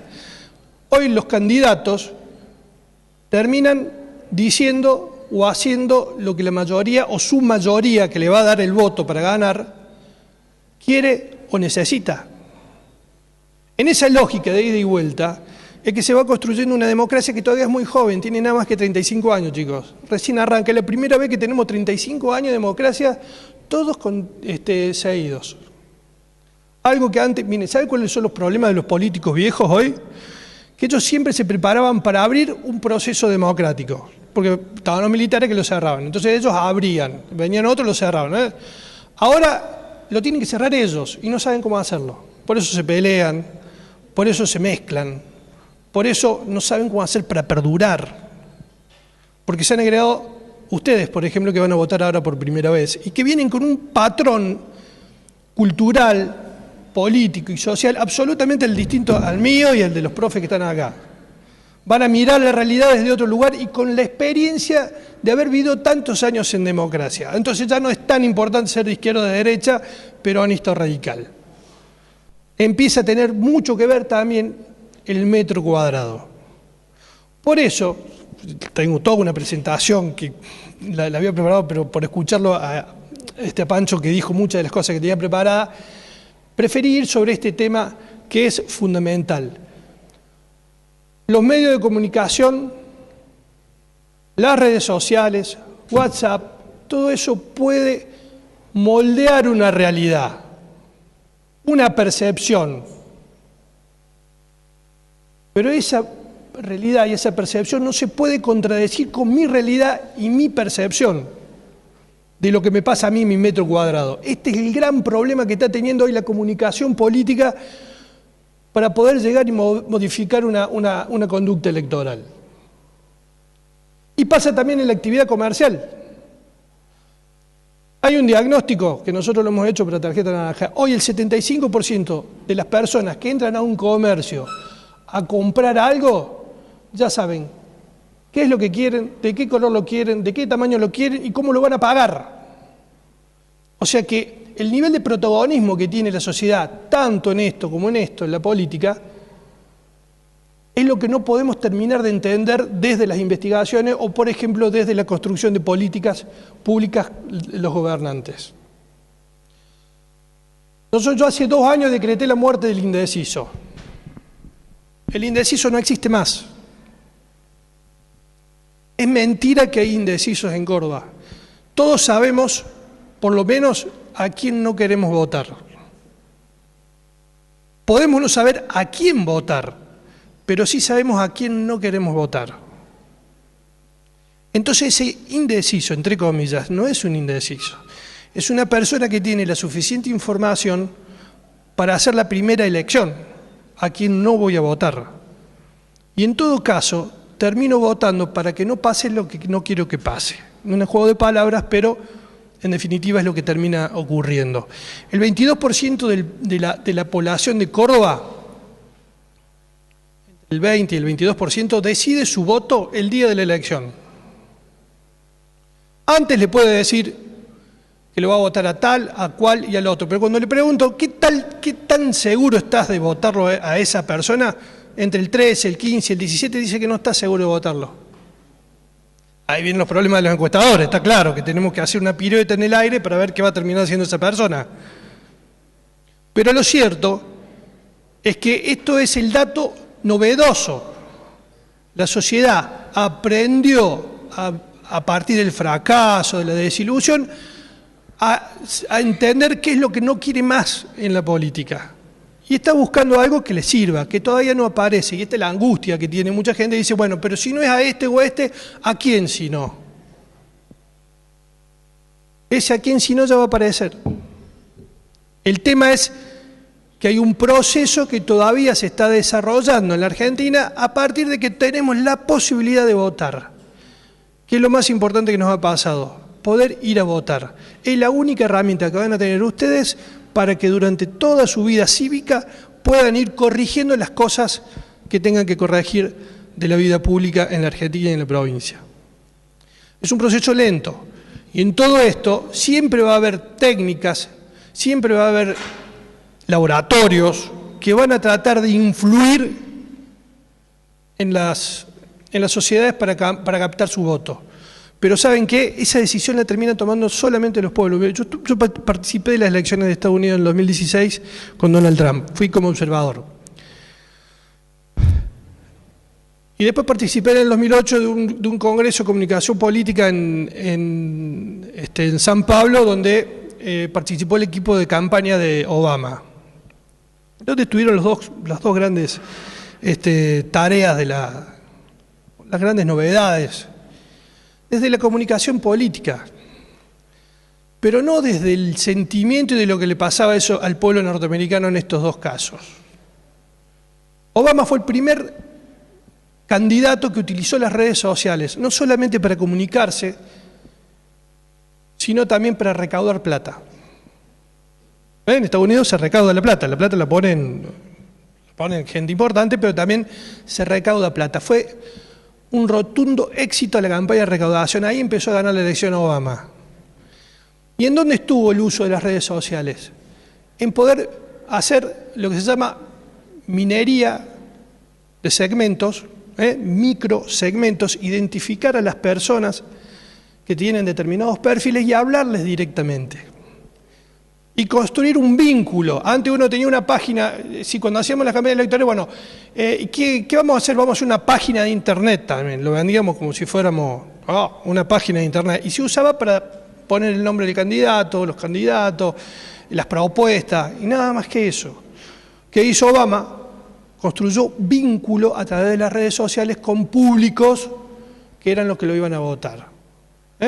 Y microsegmentos, gente que estaba a favor de determinadas posiciones sociales o de determinadas posiciones económicas y les hablaba directamente.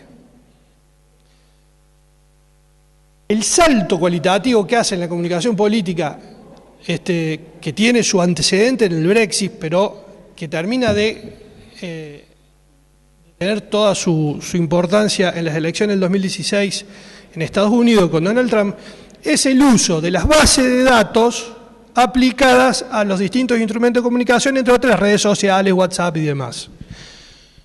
Además de lo que hicieron con Facebook, también se tomaron otras bases de datos. Por ejemplo, bases de datos de los antecedentes económicos de las personas, la gente que estaba endeudada, la gente que debía a determinados bancos, es decir, el estado patrimonial de las personas. Pero lo que no pudieron soslayar, tanto con el Brexit como en Estados Unidos, y pasó con España también, que tuvo muchos años para poder armar un gobierno, a pesar de que votaron en 2 ocasiones, un gobierno parlamentarista, es que también hay fenómenos sociales que se están dando en el mundo y que también son parte de lo que generan estos comportamientos nuevos.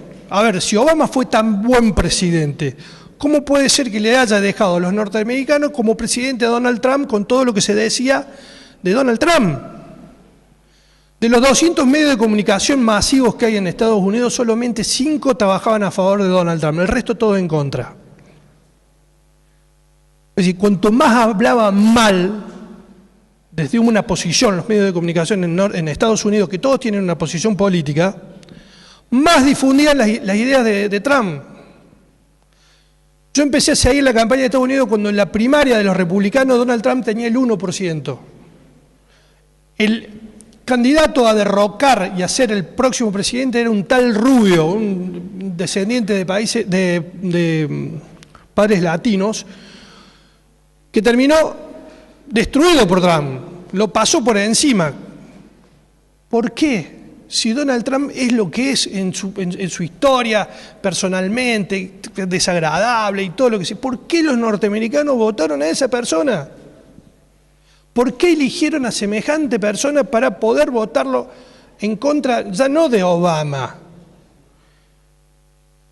sino de Hillary Clinton, la esposa de otro gran presidente demócrata? ¿Qué había abajo?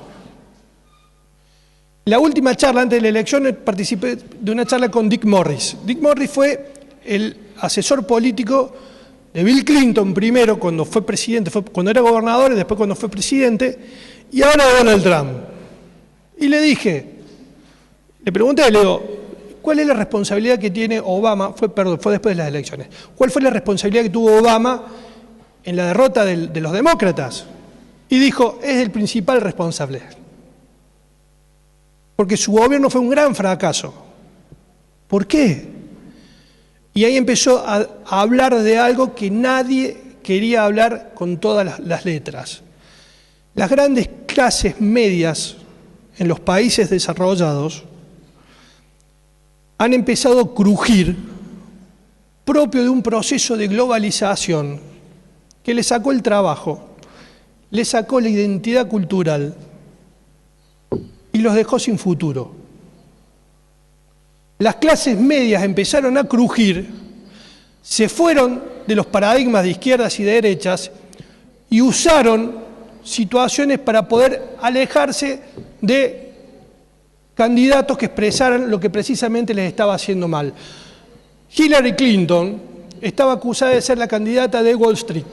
¿Saben a dónde tenía su sede partidaria Hillary Clinton? Que estuve ahí participando de una charla. En Wall Street. A la vueltita del toro ese que va la gente para volver y tener suerte. Es decir, había un sustrato político que se encontró con un discurso que decía primero Estados Unidos, primero América, con ese eslogan, más toda una argumentación dura y desde un lugar muy poco estético desde el punto de vista democrático, Donald Trump construyó una primera minoría, porque él pierde la elección popular, la pierde por 2 puntos, pero gana en los estados, ustedes saben que tiene colegio electoral Estados Unidos, gana en los estados más importantes y le permite sumar más electores, por eso es presidente. Pero en realidad la elección popular la pierde, la gana Hillary Clinton. Pero ¿por qué Donald Trump llega a donde llega? ¿Cuáles son los escalones que pisó para poder llegar a ser el presidente de Estados Unidos? Hoy, si ustedes se fijan en la imagen que tiene Donald Trump, tiene una mala imagen. Él personalmente tiene una mala imagen de su gobierno, pero tiene dos atributos muy destacados. La política internacional está calificada con más opiniones positivas que negativas, y la política económica. Las clases medias, si algo son, están despojadas de corazón, dicen algunos que conocen y han estudiado las clases medias, y son netamente utilitarias. Hay una ideología de clase media, que es la que hace que las sociedades vayan detrás de aquellas cosas que les sirven y les son útiles. Hoy lo que está pasando con Donald Trump es que en términos de economía le ha regresado el supuesto sueño americano a los norteamericanos, y además ha restituido un rol de Estados Unidos, esto del gendarme del mundo que siempre se robaron los norteamericanos, que también lo ha restituido con fuerza, interviniendo en muchos conflictos y tratando de devolverle a Estados Unidos una fuerza y un protagonismo en el mundo. Con estos dos elementos, Donald Trump se está preparando para ir a una nueva elección, donde hoy están eligiendo, los demócratas han empezado ya las elecciones primarias, o se han presentado los candidatos, pero van a empezar a trabajar de nuevo, y muy probablemente Donald Trump dé una batalla muy fuerte, porque yo lo sigo en Twitter y el tipo ya está en campaña permanente con vistas a elecciones del año que viene. Entonces, todo lo que tiene que ver con las bases de datos, que fue lo que se utilizó y que fue tan cuestionado, las redes sociales, WhatsApp, que ahora quiere utilizar el macrismo, los intendentes y el territorio que quiere usar Schiaretti, son todas cuestiones que van a servir en la medida que ingresen dentro de lo que significa la expectativa que tiene la sociedad para el próximo presidente. Porque si no está en línea con eso, Juan Schiaretti va a sacar el 7% de los votos con su lista corta, Macri va a volver a ganar en Córdoba, y Cristina o Alberto Fernández va a hacer una elección no tan mala en Córdoba, y va a dejar todo un escenario abierto para las elecciones de octubre y obviamente para el balotaje si es que existiera. Y de nuevo va a ser la sociedad la que va a marcar los tiempos y va a marcar de nuevo el paradigma sobre el cual se va a decidir al próximo presidente. Todo esto que estuvimos vivenciando estos días de los pases, uno para acá, el otro para allá, peronistas allá, esto que nos marea un poco y nos cuesta entenderlo, cómo este está acá, si antes estaba en contra de este y ahora está de nuevo acá, pero toda esta explicación solamente se entiende porque por el esfuerzo que está haciendo la dirigencia política para poder entrar en el radar de la gente. No entra en el radar de la opinión pública, por eso están buscando las formas de acercarse. Y esta tarea, desde los ámbitos de comunicación, va a ser cada vez más difícil poder influir y va a ser cada vez más difícil poder modificar la opinión de una población que está muy informada y que ya no es muy difícil modificar en sus creencias estructurales al menos. Miren, le contaba el otro día, estábamos hablando con Marcelo y yo doy clase en la Escuela de Periodismo del CUB, y una de las cosas que le cuento siempre a los chicos, le pregunto, una vez a Perón le preguntaron qué opinaba de la prensa. ¿Cuál fue la respuesta? Dijo, lamentablemente el pueblo conoce la verdad a través de la mentira. Ahora olvídense de quién lo dijo, que configura toda una idea de poder también, ¿no? Pero si uno tuviera que pararse en algún lugar, es decir, bueno, siempre hubo un intento por modificar las realidades, por influir en las realidades, por construir. Los franceses hace mucho que hablan de construir la realidad. No es nuevo en política, se usan nuevas estrategias, nada más. Pero la mentira, la distorsión, la difamación en la política existió Desde que los fariseos convencieron a la mayoría de los que estuvieron participando para que lo terminaran condenando a Jesucristo para que fuera crucificado en la historia de la humanidad. Y lo terminaron crucificando porque le modificaron la opinión a esa plaza en la cual se lo juzgaba a Jesucristo. Entonces, si lo toma uno como un momento político de la época, de esa época. Entonces, siempre existieron las intenciones por modificar eso. Y esto va a seguir existiendo y se van a ir sofisticando los medios, los mecanismos y las formas. El tema es qué tan permanentes son esas influencias. Recién decía Pancho, fíjense todo lo que pasó en Brasil y hoy Brasil empieza a ser cuestionado, las actuales autoridades empiezan a ser cuestionadas por la forma en que llegaron o se dio el proceso político que empezó con el derrocamiento de Dilma Rousseff y que terminó con la presidencia de Jair Bolsonaro. ¿Cuánto duró? ¿Cuánto hace que es presidente Jair Bolsonaro? ¿Un año y medio? No sé, 6 meses. Entonces, ojo con los procesos y creer que estamos entrando en un momento de la política. No, han cambiado las herramientas. Lo que sí es muy importante, y me parece que es central, es advertir cómo se van a ir cambiando las relaciones sociales y los medios de producción a partir de la inteligencia artificial. Eso es otra cosa que sí va a plantear desafíos muy importantes para el futuro, ¿sí? Hoy hay cálculos que dicen que en no mucho tiempo más todos vamos a haber generado con nuestras huellas digitales más información digital que la información genética que existe en el mundo. Entonces vamos a ir generando tanta información que los procesos de inteligencia artificial van a ser cada vez mucho más inteligentes. Yo me pregunto, en el 2030, ¿va a haber una computadora más inteligente que nosotros? ¿Habrá? Yo digo que no, por las dudas. Prefiero decir que no. Y que todavía las máquinas van a tener algunas dificultades para poder superarnos a estas máquinas que tenemos y que funcionan también con emociones y con un montón de otras cosas que todavía las máquinas no sé si la han desarrollado o no, Pancho.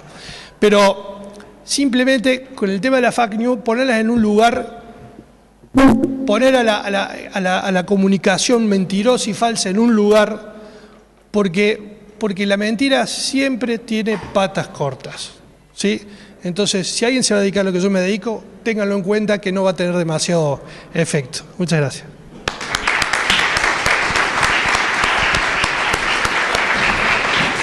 Muchas gracias, Luis Balaglio. Muchas gracias, Francisco Tamarit.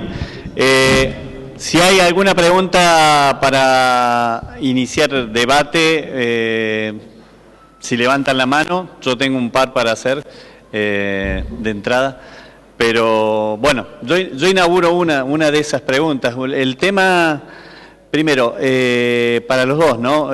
A partir de la experiencia de Cambridge Analytica o lo que se denunció, que fueron 80 millones de perfiles de Facebook que fueron prestados, ¿qué responsabilidad le cabe a estas redes sociales o a los que manejan estas redes sociales el uso de esos datos que se supone que son privados a la hora de configurar esas estrategias?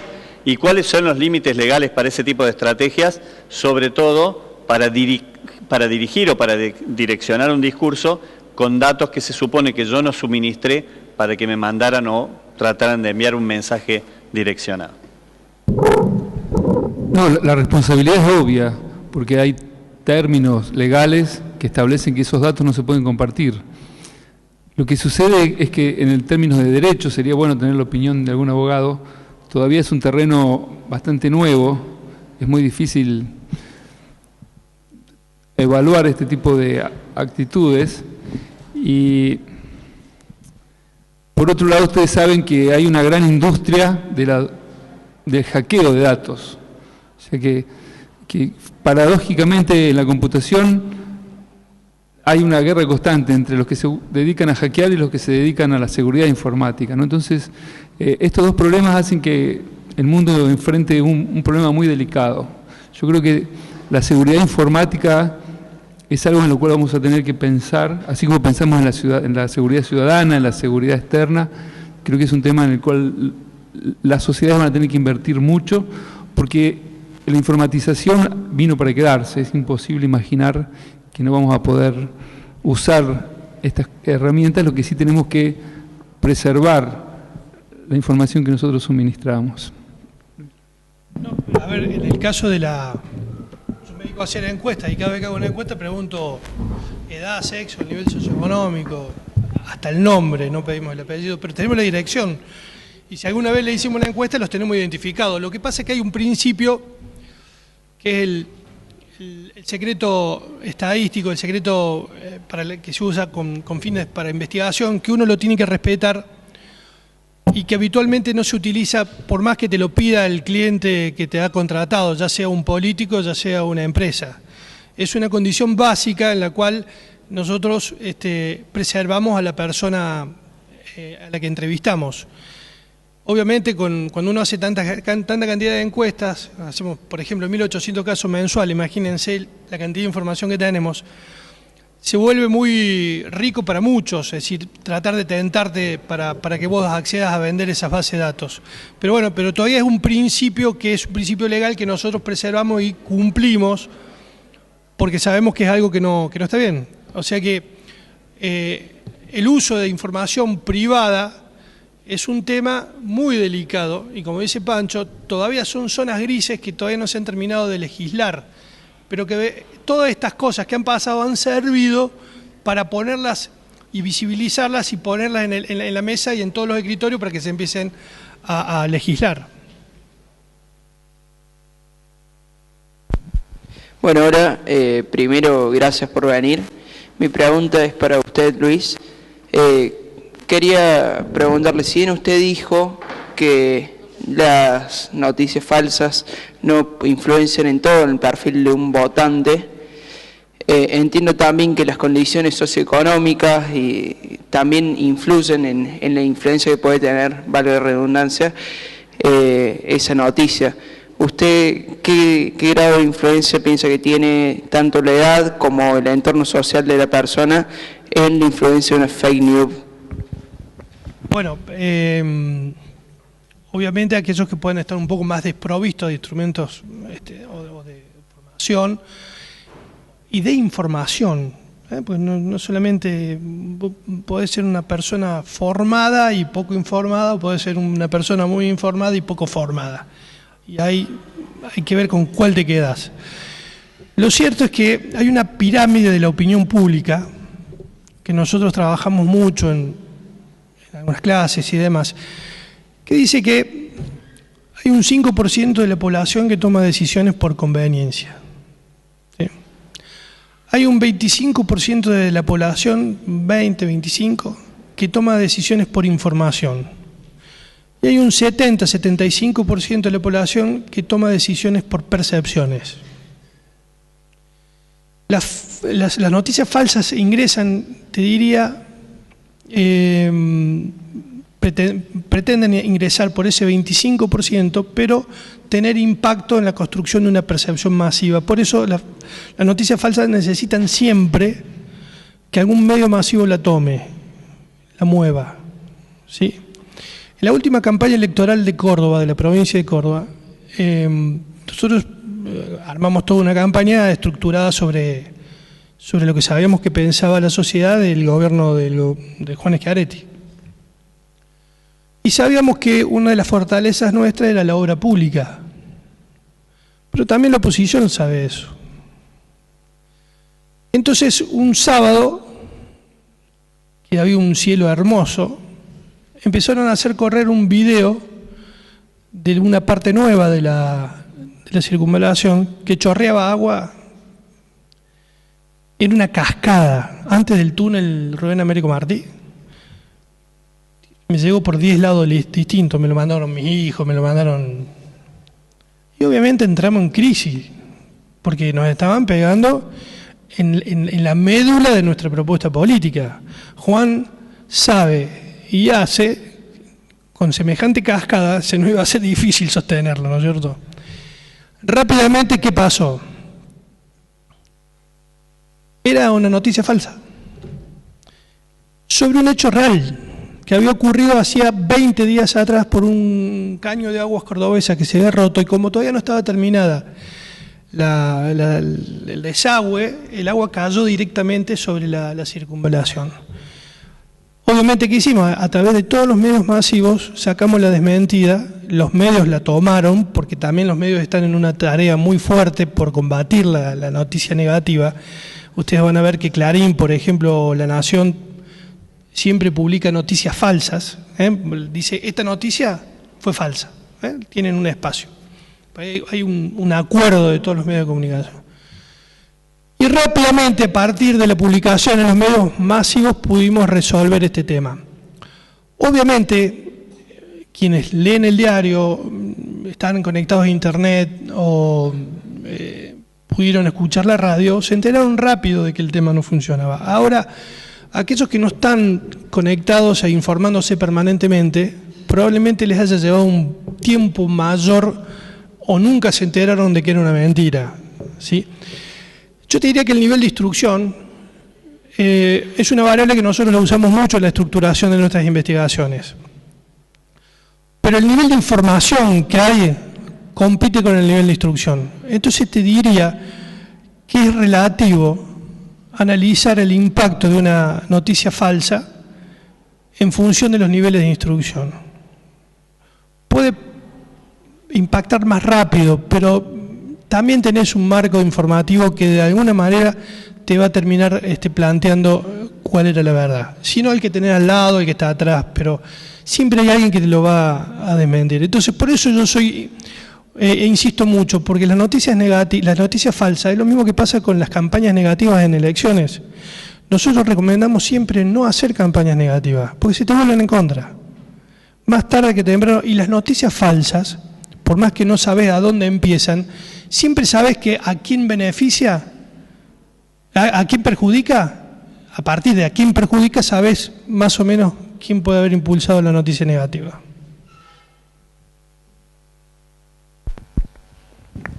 Una pregunta. Así como las informaciones personales son tan importantes, ¿no se debería confiar esa información a una persona más importante? Y en caso de que podamos hacerlo, ¿cómo decidimos si una persona es confiable para guardar esa información personal de miles y millones de personas? ¿A dónde hablas vos? ¿Confiarla a quién? ¿En una encuesta o en una red social o en dónde? Por ejemplo, el tema de los likes, como dijeron antes. Bueno, ahí se lo confías a la empresa. Fíjate vos cuando bajás una aplicación, ayer yo quería bajar una aplicación para contar pasos. No encontré una aplicación que no me pidiera poder acceder a mis contactos y mis llamadas. ¿Para qué una aplicación que cuenta pasos necesita entrar? Para venderlos. Cuando vos vas a una red de farmacia, cuando vos vas a una red de supermercado y te hacen esos programas de fidelización, eso es una huella que vos dejás. Y eso después alguna persona, si el comerciante o el dueño de la cadena es malintencionado y la vende, es posible. Ahora, dárselo a una persona que haga el papel de bueno y que controle, yo no lo veo. Inclusive yo me opuse mucho cuando el gobierno permitió que los datos de ANSES pasaran por jefatura de gabinete de la presidencia. Para mí eso fue una medida, no estoy diciendo que la usen, pero tienen la potestad para usarla. Me parece que esos son el tipo de medidas que no debemos permitir. Y también soy muy celoso del voto electrónico, muy celoso, porque es mi métier, me dedico a eso, que es muy difícil evitar que alguien sepa qué se votó. No hay que pensar solamente en el fraude y en el resultado, sino en poder saber qué es lo que la persona votó. Y el día que permitamos eso, la manipulación se va a democratizar. Ya no va a ser una persona que quiere que vote, sino un ciudadano influyendo sobre otro ciudadano para que vote. Entonces, en resumen, pienso que tenemos que tener una legislación moderna, que es un tema de actualización, de debate, y como en todos los temas, el que viola esa ley tiene que tener también un castigo, porque está jugando con algo que nosotros quizás no valoramos tanto, pero que es muy importante para nuestro futuro. Siempre hay un contrato que tenés que aceptar ¿Vieron que cuando bajan una aplicación o hay... ¿Alguien leyó alguna vez el contrato ese? No, pusieron a aceptar rápido para acceder al... Bueno, cuando ustedes pusieron a aceptar, le vendieron los datos al sitio que estaban tratando de ingresar. Con Google hicieron eso. Le regalaron los datos que le decía Pancho al comienzo, a cambio de nada. Entonces, qué bueno que son los de Google, te dan todo esto gratis. No es gratis. Vos le diste tu información, que es carísimo para vos. Referido a eso, quería preguntar, ¿para qué se utilizan los datos que nosotros les damos al aceptar cuando nos aparecen las aplicaciones en los permisos? Nos piden nuestros datos de llamada, contactos, imágenes de nuestro dispositivo. ¿Para qué se utiliza? Y no se deberían usar para nada, pero se usan para generar un perfil tuyo. Porque saben cuál es tu frecuencia de llamada, cuánto usás. Por ejemplo, para una empresa de telefonía, eso permitiría saber si vos sos un cliente interesante o no. En inteligencia artificial una cosa que se hace mucho es hacer programas que te permiten saber cuán fiel es el cliente. Una cosa muy simple y si querés benévola. Entonces, por ejemplo, una telefónica le pregunta a los call centers, eso se hace, ¿no? Y le dice, no pongas mucha energía en convencer a alguien que sabemos que se nos va a ir. Hay en las empresas de telefónicas pasa, por ejemplo, que hay gente que cada 4 meses se cambia, o cada 6 meses, o cada año, y las empresas lo tienen detectado. Y hay gente como yo, que porque somos vagos y temerosos, aunque nos quejamos de la empresa, seguimos y nos da fiaca. Y bueno, ahí tenés una cosa muy simple. Otro lo puede usar simplemente con la idea de venderlo, porque sabe que en su momento va a venir alguien a preguntarle, ¿tenés datos? Y esos datos valen, salen plata, ¿no?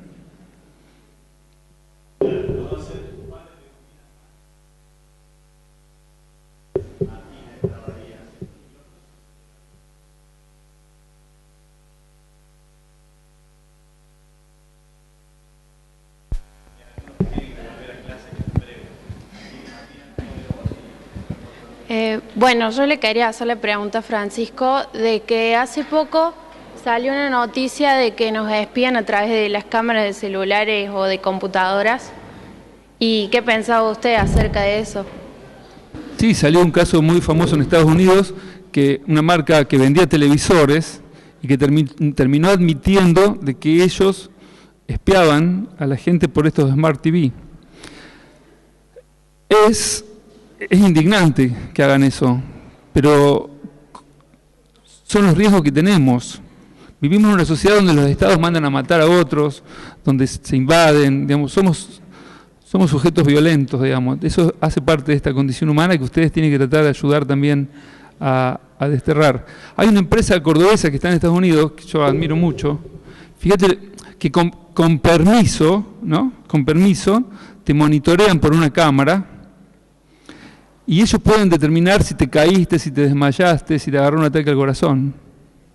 O sea, eso se puede usar para bien si tenés buenas intenciones. Entonces se usa, por ejemplo, para adultos mayores. En vez de institucionalizarlos y ponerlos en un geriátrico, lo que se usa es a través de unas cámaras de infrarrojo monitorear. Y el sistema te hace una alerta y te dice la persona se cayó, la persona... Digo, se puede usar para bien también, si la persona tiene permisos, si las condiciones lo exigen. Pero es inevitable que en un universo 8.000 millones de personas no haya alguien que lo quiera usar para mal. Pero como decía Luis, y yo coincido, yo soy optimista, en el sentido de que esto nos ha pasado muchas veces en la historia de la humanidad. Esta que llaman que es la cuarta revolución, ya la vimos, ya la vivimos mucho tiempo, hace muchas veces.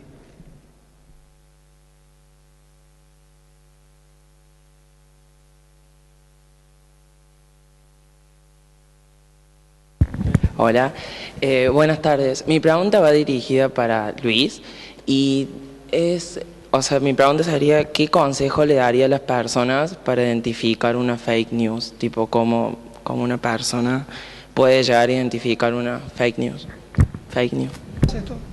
Mira, traje las últimas 10, las últimas 2 filminas son cómo identificar.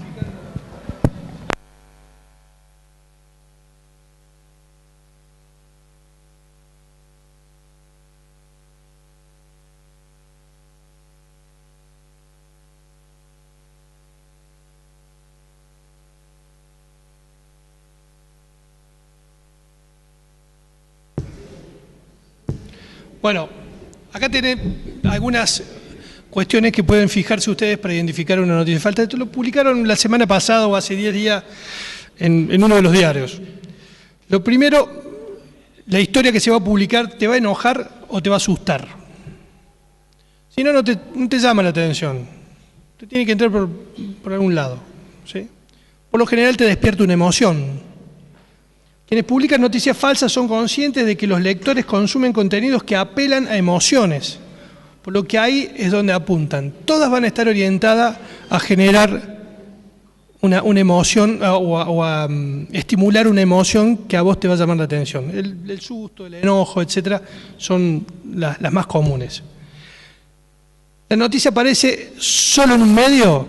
Por lo general, esa información dudosa no la va a replicar otro medio u otra organización. Es muy difícil que la veas publicada en un medio tradicional.